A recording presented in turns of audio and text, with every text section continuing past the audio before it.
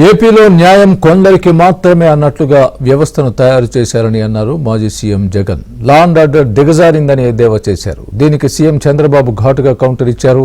Law and order maintain చేసే విషయంలో TDP కానీ ఎన్డీఏ ప్రభుత్వం కానీ ఏనాడు వెనక్కి తగ్గలేదని అన్నారు. ఇక నుంచి ఎవరి కుట్రలు సాగవని అన్నారు. ఇలాంటి ప్రమాదాలపై నిగ్గు తేలుస్తామని హెచ్చరించారు.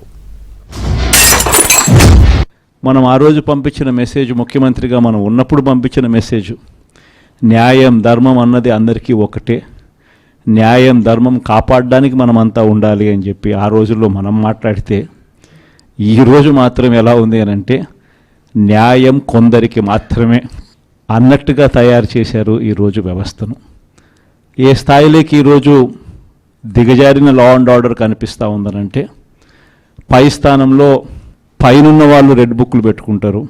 ఆ రెడ్ బుక్లలో మంచి చేసిన వాళ్ళ పేర్లు ఏదైనా పెట్టుకొని వాళ్ళకు మంచి చేసే కార్యక్రమం జరుగుతుందని అంటే అది కాదు. రెడ్ బుక్లలో ఎవరిని తొక్కాలి, ఎవరిని నాశనం చేయాలి, ఎవరి ఆస్తులు ధ్వంసం చేయాలి, ఎవరి మీద కేసులు పెట్టాలి అనే అంశాల మీద రెడ్ బుక్కులు తయారు చేసుకొని పై స్థానంలో ఉన్న వాళ్ళు రెడ్ బుక్కుల పేరుతో అరాచకాలు సృష్టిస్తూ దొంగ కేసులు పెడుతూ ఎలా ఇరికించాలి అని చెప్పి ఆరాట పడుతూ విధ్వంసానికి పై స్థాయిలో వాళ్ళు పాటుపడతా ఉంటే, కింది స్థాయిలోకి వచ్చేసరికి ఎవరెవరి స్థాయిలో వాళ్ళు కూడా రెడ్ బుక్కులు తెరవడం మొదలుపెట్టారు. గుడ్డగాల్చి ముఖాన్ని పారేసి తుడుచుకోమంటున్నారు. వీళ్ళే వచ్చి క్రిటిసైజ్ చేస్తారు, వీళ్ళే చేస్తారు.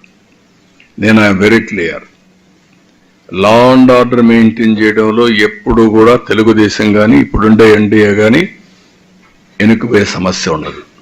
మీరు అన్నట్టు ఎవరన్నా కుట్రలు చేసినా ఆ కుట్రలు కూడా ఎక్కువ రోజులు సాగవు.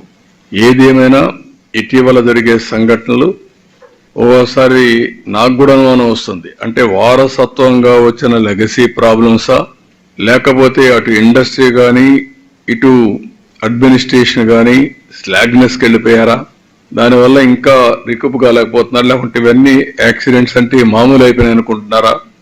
నాకైతే అర్థం